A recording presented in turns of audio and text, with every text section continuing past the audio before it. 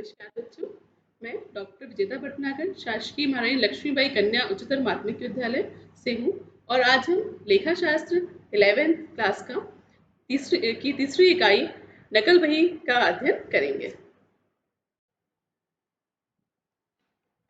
बच्चों, आज हम जानेंगे कि रोशना बचा या नकल बही क्या होती है।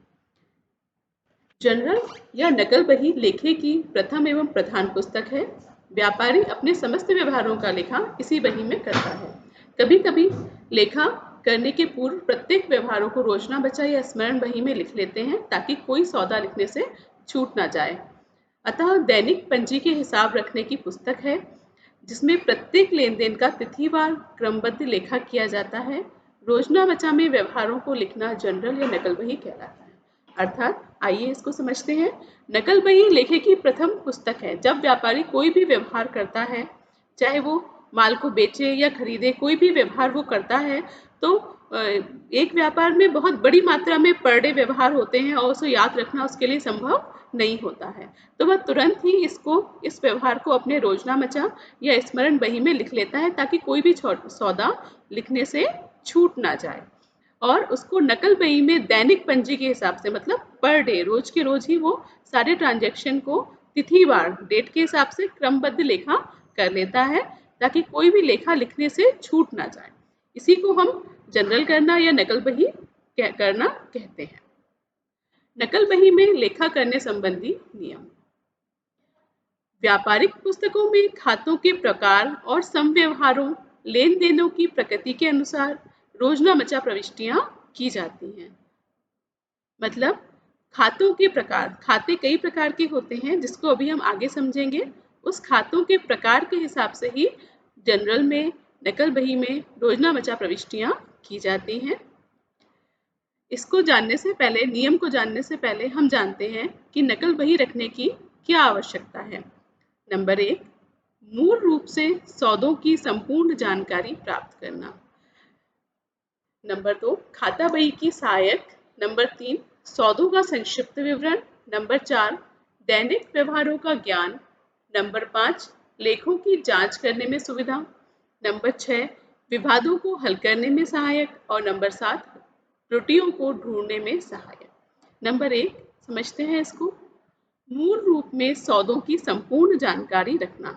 नकल बही में जब हम व्यवहारों का लेखा करते हैं तो उसके द्वारा हमें सौदे की संपूर्ण जानकारी एक साथ एक जगह पर प्राप्त हो जाती है। जैसे हम जिस दिनांक में ये सौदा हुआ तो हम डेट के कॉलम में उसको लिखते हैं। क्या विवरण है, किससे माल खरीदा, किससे बेचा, उसकी हम एंट्री करते हैं। और कितनी राशि का वो व्यवहार था, ये सारी जानकारी हमको एक ही स्थान पर प्राप्त हो जाती है। नंबर 2 पॉइंट, खाता बही की सहायक। नकल बही के द्वारा हम खाता बही को भी बना सकते हैं। नंबर 3, सौदों का संक्षिप्त विवरण। सौदों की संक्षिप्त जानकारी नकल बही के माध्यम से हमको आसानी से मिल जाती है। नंबर 4, दैनिक व्यवहारों का ज्ञान। रोजाना पर डे क्या क्या व्यवहार, क्या क्या सौदे हमारे यहाँ हो रहे हैं, व्यापारी को ये सारा ज्ञान नकल बही के माध्यम से प्राप्त हो जाता है। लेखों की जांच करने में सुविधा। इसके अलावा कहीं कोई त्रुटि तो नहीं हुई, इसकी जांच करने में भी सुविधा हमको नकल बही के माध्यम से प्राप्त हो जाती है। जब हम नकल बही में सारे लेखों को तिथिवार लिखते हैं तो हम ये देख सकते हैं कि कहीं कोई लेखा करने से छूट तो नहीं गया, है ना। इस आधार पर हम लेखों की जांच भी कर सकते हैं। विवादों को हल करने में सहायक। यदि किसी प्रकार का कोई विवाद हो जाता है, उदाहरण के द्वारा इसको समझते हैं। मान लीजिए एक ग्राहक हमसे कहता है कि उसने उधार माल 500 रुपए का खरीदा है, लेकिन हम उसको बताते हैं कि नहीं, आपने 500 का नहीं 1000 रुपए का खरीदा है। तो ये विवाद की स्थिति है। ऐसी स्थिति में व्यापारी अपनी नकल बही उस ग्राहक को दिखा सकता है कि देखो, तुमने 1000 रुपए का नहीं 500 रुपए का माल ही खरीदा था, और साथ में जो उसके प्रमाणक है वो भी दिखा सकता है। तो नकल बही के माध्यम से विवादों को, कोई भी विवाद हो उसको हल करने में भी सहायता प्राप्त होती है। त्रुटियों को ढूंढने में सहायक। यदि कहीं कोई त्रुटि या गलती हो जाती है तो उसको भी नकल बही के माध्यम से आसानी से ढूंढा जा सकता है। आइए बच्चों, आगे हम देखते हैं कि नकल बही में नाम और जमा करने के नियम। नाम यानी डेबिट, जमा मतलब क्रेडिट। यानी जर्नल एंट्री में जब हम डेबिट और क्रेडिट करते हैं तो किस आधार पर करते हैं। रोजमर्रा प्रविष्टियां करते समय 3 प्रकार के खाते होते हैं। पहला व्यक्तिगत खाता, दूसरा वास्तविक खाता, तीसरा नाम मात्र का या अवास्तविक खाता। इसको आप बहुत ध्यान पूर्वक देखेंगे और समझेंगे, क्योंकि ये तीनों खाते आपको समझ में आएंगे तभी आप आगे का प्रश्नों को हल कर सकेंगे, अन्यथा नहीं कर सकेंगे। तो ध्यान पूर्वक देखिए। पहला है व्यक्तिगत खाता। जैसा कि ये किससे बना है, व्यक्ति से, व्यक्ति से बना है, पर्सन, पर्सनल अकाउंट। तो पर्सन एक व्यक्ति होता है, तो समस्त प्रकार के व्यक्ति इस व्यक्तिगत अकाउंट के अंतर्गत आएंगे। मतलब जो भी किसी व्यक्ति से किया जाने वाला व्यवहार है उसको किस प्रकार से प्रविष्टि करना है, उस पे इस व्यक्तिगत खाते का नियम लागू होगा। व्यक्ति के अलावा संस्थाएं भी इस व्यक्तिगत खाते के अंतर्गत आती हैं। दूसरा है हमारा वास्तविक खाता। इसको हम रियल अकाउंट या हिंदी में वस्तुगत खाता भी बोलते हैं। जैसा कि स्पष्ट है, वस्तुगत खाता, वस्तु, आप ध्यान दीजिए, वस्तुगत खाता या वस्तु या वास्तविक खाता भी इसको बोलते हैं। इसका दूसरा नाम वस्तुगत खाता है ना। तो इसमें क्या आता है, इसमें समस्त प्रकार की वस्तुएं और संपत्तियां, जैसे बिल्डिंग वस्तु रियल अकाउंट में आएगी, वास्तविक खाते में आएगी। फर्नीचर है हमारे पास, हमारे व्यापार में फर्नीचर है, तो वो किसके अंतर्गत आएगा, वास्तविक खाते के अंतर्गत आएगा। कैश, बहुत ध्यान देने की आवश्यकता है। कैश, कैश होती है रोकड़, रोकड़ हमारी संपत्ति है, तो रोकड़ भी इस वास्तविक खाते के अंतर्गत ही आती है। ठीक है। और तो इससे संबंधित जो भी एंट्रीज होंगी, जो वस्तु से संबंधित है, संपत्ति संबंधित है, उस पे वास्तविक खाते का नियम यानी रियल अकाउंट का नियम लागू होगा। नंबर 3 है हमारा नाम मात्र का या अवास्तविक खाता। तो इसमें क्या होता है बच्चों, इसमें हम लेते हैं आय, व्यय और लाभ एवं हानि। क्या लेते हैं, फिर से ध्यान दीजिए, आय, व्यय और लाभ एवं हानि। इनसे संबंधित जो भी प्रविष्टि करने के नियम है वो नॉमिनल अकाउंट के नियम के अनुसार किए जाएंगे। देखिए क्या नियम है, रोजना बचा में नाम और जमा करने के नियम। यानी जनरल में डेबिट और क्रेडिट करने के जो नियम है वो हम समझते हैं व्यक्तिगत खाता। व्यक्तिगत खाते के अनुसार पाने वाले को नाम करते हैं, देने वाले को जमा करते हैं। Debit the receiver, credit the giver. यानी जो पाने वाला व्यक्ति है उसको आपको डेबिट करना है और जो देने वाला व्यक्ति है उसको आपको क्रेडिट करना है। इसको आप अपनी नोटबुक में नोट करेंगे और याद करेंगे। दूसरा है वास्तविक खाता या रियल अकाउंट या वस्तुगत खाता। मैं एक नाम और लेके चल रही हूँ, वस्तुगत खाता, आप ध्यान देंगे। इसके संबंध में नियम है, आने वाली वस्तु या संपत्ति को नाम करते हैं, जाने वाली वस्तु या संपत्ति को जमा करते हैं। यानी जो संपत्ति या वस्तु हमारे व्यापार में आ रही है उसको हमको डेबिट करना है, और जो संपत्ति या वस्तु हमारे बिजनेस से जा रही है उसको हमको क्रेडिट करना है। बहुत ध्यान से समझिएगा बच्चों, क्योंकि आप जनरल प्रविष्टियां इन्हीं नियमों के आधार पर करते हैं। अगर ये नियम आपको समझना बहुत आवश्यक है ना। तीसरा है हमारा नाम मात्र का या अवास्तविक खाता। इसमें क्या है, समस्त व्यय एवं हानियों को नाम करते हैं, समस्त आय एवं लाभों को जमा करते हैं। समस्त व्यय, जितने भी व्यय हैं, एक्सपेंसेस हैं, उनको हम क्या करते हैं, उनको हम डेबिट करते हैं, और इनकम है उनको हम क्रेडिट करते हैं। Debit all expenses and losses, credit all incomes and gain. इसको फिर से समझिए, ऑल एक्सपेंसेस एंड लॉसेस, जितने भी एक्सपेंसेस हैं, व्यय है और हानियां हैं, उनको हमको डेबिट करना है, और जितनी भी इनकम, आय और लाभ है उनको हमको क्रेडिट करना है। ध्यान रखेंगे इस चीज का। ये नकल बही का प्रारूप है आपके सामने। नकल बही के प्रारूप में 5 कॉलम होते हैं, 1, 2, 3, 4 और 5। पहला कॉलम डेट का होता है, तो जिस डेट को व्यवहार हुआ है, माल खरीदा, माल बेचा, वेतन दिया, इस प्रकार के व्यवहार होते हैं व्यापार में। हम माल खरीदते हैं, माल बेचते हैं, तो उन सब चीज़ों की प्रविष्टियां हमको यहाँ पर करनी होती हैं। तो जिस दिनांक को आपने जो व्यवहार किया है वो आप पहले नंबर कॉलम में दर्शाएंगे। व्यवहार में आपने क्या किया, क्रय किया, विक्रय किया, जो भी किया है वो आप दूसरे नंबर के विवरण के कॉलम में दिखाएंगे। तीसरा खाता बही का पृष्ठ क्रमांक होता है ये। खाता बही में इस व्यवहार को किस पृष्ठ पे लिखा है वो इस कॉलम में दिखाया जाएगा। चौथे में हम डेबिट की राशि लिखते हैं और पांचवें में जो अमाउंट क्रेडिट की गई है, क्रेडिट की राशि, वो हम लिखते हैं और अंत में हम इस खाते का टोटल लगाकर इसको बंद कर देते हैं। आगे देखिए, प्रारूप का स्पष्टीकरण। नकल बही एक निश्चित प्रारूप में लिखी जाती है। इसमें 5 स्तंभ होते हैं।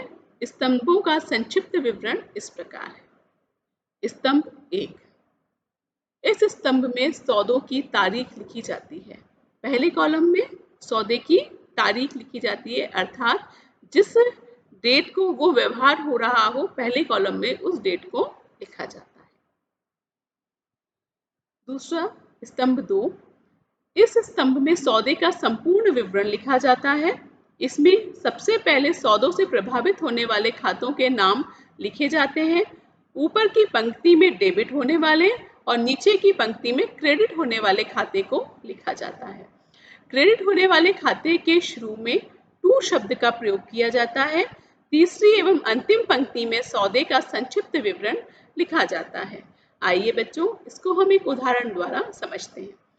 सबसे पहले आपको क्या लिखना है, जैसे ये हमने व्यापार शुरू किया, ये एक एंट्री है, व्यापार शुरू किया, तो एंट्री हुई cash account debit to capital account. क्या एंट्री हुई? Cash account debit to capital account. तो कैश अकाउंट डेबिट, डेबिट है तो इसको हम कैसे दिखाएंगे? डीआर जो लगाया है, डीआर दिखाता है कि ये जो पहला लाइन है वो डेबिट की गई है।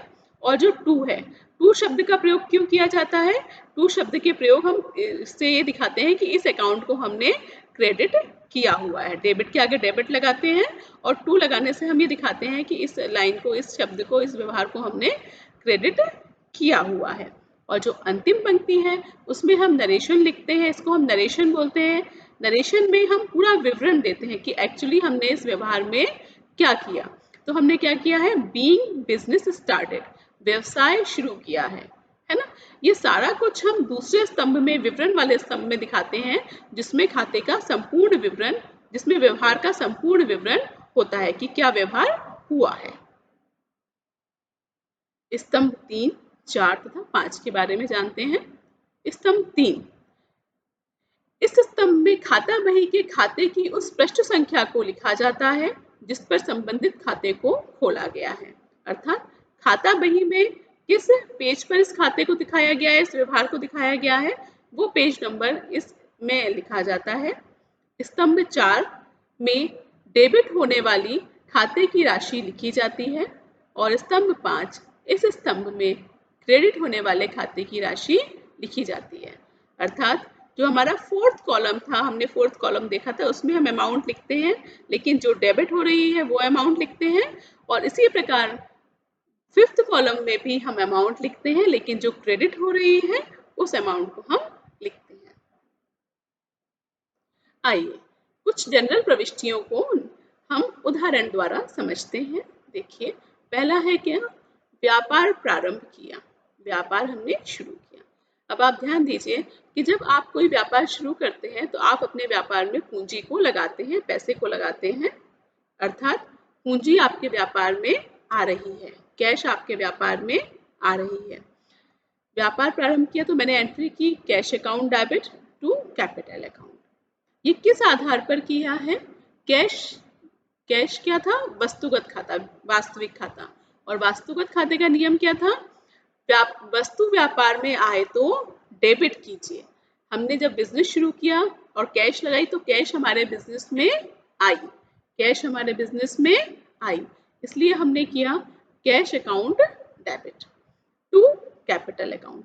अब कैपिटल को क्रेडिट क्यों किया? क्योंकि पूंजी पाने वाले को, व्यक्तिगत खाते का नियम हमने आपको बताया था, पाने वाले को डेबिट कीजिए और देने वाले को क्रेडिट कीजिए। अर्थात जो व्यापारी है वो अपने व्यापार में पैसा लगा रहा है, व्यापारी अपने व्यापार में पूंजी लगा रहा है, अर्थात व्यापारी देने वाला है। तो यहाँ पे व्यापारी का नाम आना चाहिए, परंतु हमारे जनरल प्रविष्टि करने का ये नियम होता है कि जिस व्यक्ति का, जिस खाते को हम बना रहे हैं उस खाते का नाम हम इसमें नहीं लिखते हैं।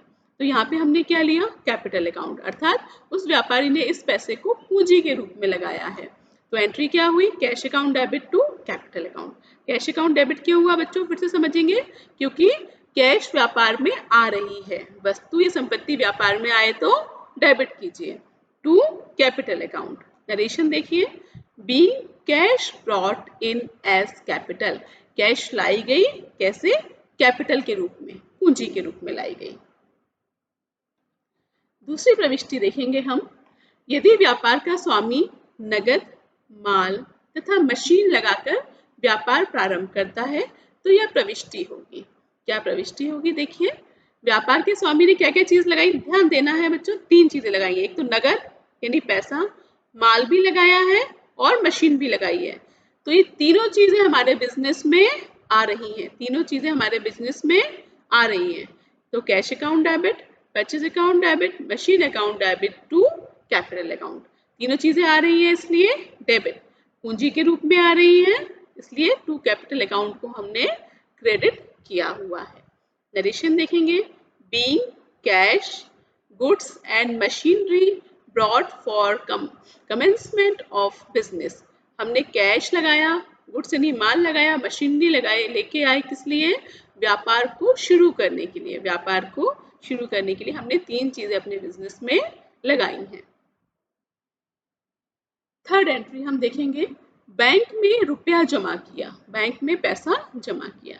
जब बैंक में पैसा जमा किया तो बैंक अकाउंट बढ़ जाएगा, बैंक में पैसा आएगा तो हमारा बैंक अकाउंट बढ़ जाएगा, लेकिन कैश हमारे व्यापार से चली जाएगी, कैश हमारे व्यापार से चली जाएगी। तो बच्चों वस्तुगत खाते का नियम क्या है, वस्तु व्यापार में आए तो डेबिट करो और जाए तो क्रेडिट करो।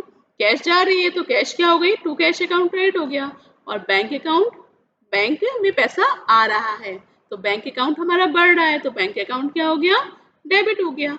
कैश जा रही है इसलिए कैश अकाउंट क्रेडिट हो गया। Being cash deposited into bank, जो कैश है वो हमने बैंक में डिपॉजिट कर दी है, जमा कर दी है। आगे देखेंगे, फोर्थ एंट्री हमारी क्या है, नगद माल क्रय हेतु, जब हमने नगद माल खरीदा तो उसके लिए क्या प्रविष्टि होगी। नगद माल खरीदा तो माल हमारे व्यापार में आया और पैसा हमारे व्यापार से गया, माल हमारे व्यापार में आया और पैसा हमारे व्यापार से गया। वापस अपन रियल अकाउंट का या वस्तुगत खाते का नियम याद करेंगे, वस्तु व्यापार में आए तो डेबिट करेंगे, जाए तो क्रेडिट करेंगे। माल खरीदने में माल आएगा इसलिए परचेज अकाउंट डेबिट, और पैसा जाएगा इसलिए कैश अकाउंट जो है उसको क्या किया है, क्रेडिट किया है। ठीक है बच्चों, नरेशन देखिए, नरेशन में पूरा विवरण रहता है, जो भी व्यवहार आपने किया है उसका पूरा विवरण इस नरेशन में लिखा जाता है। Being the goods purchase for cash, जो हमने गुड्स खरीदा है वो किस लिए खरीदा है, खरीदा है, कैसे खरीदा है, कैश देके खरीदा है। ठीक है, नगद माल विक्रय हेतु, जब हम नगद माल बेचते हैं तो क्या एंट्री होगी, जब आप नगद माल बेचेंगे बच्चों तो क्या होगा, पैसा आएगा और माल जाएगा। पैसा आएगा, पैसा आ रहा है, वस्तु व्यापार में आए तो डेबिट कीजिए, यही नियम लगाना है। तो cash account debit to sales account, पैसा आ रहा है तो कैश अकाउंट डेबिट, माल जा रहा है तो टू सेल्स अकाउंट एंट्री होगी इसकी। Being the goods sold for cash, माल को बेचा हमने कैसे, नगद में बेचा है। ठीक है बच्चों, आगे देखते हैं हम, संपत्तियों के क्रय हेतु। संपत्तियों के क्रय हेतु, जब हमने कोई संपत्ति खरीदी तो उसका क्या व्यवहार होगा उसको ध्यान से देखना है। तो देखिए, संपत्ति हमारे व्यापार में आई तो एसेट्स अकाउंट डेबिट, और पैसा गया तो to cash account, being assets purchase, हमने संपत्ति खरीदी है, संपत्ति आई है और पैसा गया है। नाम मात्र से संबंधित नियम जो है, नाम मात्र से संबंधित समझते हैं। आय होने की स्थिति में ब्याज प्राप्त हुआ, कैश आई है तो cash account debit to interest account, being interest received, narration में क्या हुआ, ब्याज मिला है तो बीइंग इंटरेस्ट रिसीव्ड। वेतन दिया, वेतन में सैलरीज अकाउंट डेबिट, वेतन व्यय है तो डेबिट में आएगा सैलरीज अकाउंट डेबिट, और गया क्या है बेटा, कैश क्या है बच्चों, तो to cash account, being salaries paid. माल में आग लग जाने से हानि होने की स्थिति में, यदि माल में आग लग जाए और हानि हो जाए तो क्या एंट्री होगी, loss by fire account debit, हमारा नियम था व्यय और हानि को डेबिट करो, ये हानि को हमने डेबिट कर दिया और गया क्या है, माल जल गया है, तो माल के लिए हम क्या करेंगे, टू परचेज अकाउंट, क्योंकि हमारा परचेज अकाउंट जो था वो कम हो जाएगा, इसलिए परचेज अकाउंट को अब यहाँ पर हम क्या कर देंगे, क्रेडिट कर देंगे। Being loss of goods by fire, goods का लॉस हुआ है किसके द्वारा, फायर के द्वारा। डूबत ऋण की स्थिति में, जब हमारा पैसा डूब जाए, डूबत ऋण क्या होता है, हमें हमारे व्यापार में कई बार माल को उधार बेचना पड़ता है और ऐसी स्थिति भी आती है कि हमें हमारे व्यापार का पैसा प्राप्त नहीं होता, तो जो पैसा हमारा प्राप्त नहीं होता है उसी को हम डूबत ऋण बोलते हैं। तो डूबत ऋण की स्थिति में क्या एंट्री होगी, बैड डेट्स अकाउंट डेबिट, वो राशि जो डूब गई है उसको हम बोलते हैं बैड डेट्स, क्योंकि ये हमारे लिए हानि है इसलिए इसको हम क्या करते हैं, डेबिट करते हैं to debtors account. Being the amount write off, उस अमाउंट को हमने राइट ऑफ किया हुआ है। संयुक्त या मिश्रित प्रविष्टियां, जब दो या दो से अधिक लेन देन एक ही प्रकृति के होते हैं तथा एक ही तिथि पर होते हैं तो उन्हें अलग अलग दिखाने के स्थान पर एक ही प्रविष्टि में लिखा जाता है। इस प्रकार के लेखों को संयुक्त या मिश्रित प्रविष्टियां कहा जाता है। संयुक्त या मिश्रित लेखे का उद्देश्य समय एवं स्थान की बचत करना होता है। जब एक ही प्रकार के व्यवहार एक साथ होते हैं तो उन्हें अलग अलग प्रविष्टि करने की जगह एक ही प्रविष्टि में दिखा दिया जाता है। जैसे देखिए एक उदाहरण आपको दे रहे हैं, जैसे इसको समझते हैं पहले। निम्न अवस्थाओं में मिश्रित प्रविष्टियां की जा सकती हैं। कौन कौन सी अवस्थाएं हैं वो, पहली, एक खाता डेबिट और अनेक खाता क्रेडिट हो, जब एक ही खाता डेबिट हो और बहुत सारे खाते क्रेडिट होने हो, जब खाता क्रेडिट एवं अनेक खाते डेबिट होने हो, या जब कई संबंधित खाते डेबिट या क्रेडिट होने हो, तो इन अवस्थाओं में मिश्रित प्रविष्टियां की जा सकती हैं। इस मिश्रित प्रविष्टि को उदाहरण द्वारा समझते हैं। मजदूरी तथा वेतन का भुगतान किया, तो हमने एंट्री क्या की, wages account debit, cash account debit to wages account debit, salaries account debit to cash account. देखिए बच्चों, वेजेस और सैलरी दोनों एक्सपेंसेस हैं इसलिए दोनों डेबिट हो गए और इसके उसमें जा क्या रहा है, कैश जा रही है, तो टू कैश अकाउंट, है ना। इस प्रकार मिश्रित प्रविष्टियां होती है जब अनेक खाते डेबिट और एक खाता क्रेडिट होता है या अनेक खाते क्रेडिट और एक खाता डेबिट होता है। Being wages and salaries paid. बट्टा, बट्टे को छूट, रियायत, कटौती या अपहार भी कहते हैं। बट्टा दो प्रकार का होता है, व्यापारिक बट्टा एवं नगद बट्टा। बट्टा दो प्रकार का होता है, व्यापारिक बट्टा, जब निर्माता या थोक विक्रेता ग्राहक को अंकित मूल्य अथवा विक्रय मूल्य पर एक निश्चित दर से कटौती देता है तो उसे छूट या कटौती या व्यापारिक बट्टा कहा जाता है। नगद बट्टा, ग्राहक से तुरंत अथवा एक निश्चित अवधि के अंदर नगद भुगतान प्राप्त करने के उद्देश्य से जो छूट दी जाती है उसे नगद बट्टा या रोकड़ कटौती कहते हैं।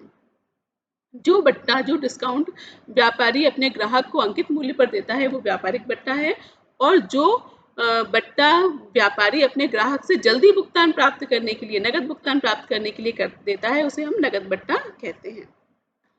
इसका एक उदाहरण समझते हैं, व्यापारिक बट्टे का उदाहरण। रोहन से 50,000 रुपए के अंकित मूल्य का माल 10% व्यापारिक बट्टे पर खरीदा। 50,000 का माल है और 10% व्यापारिक बट्टे पर खरीद रहे हैं।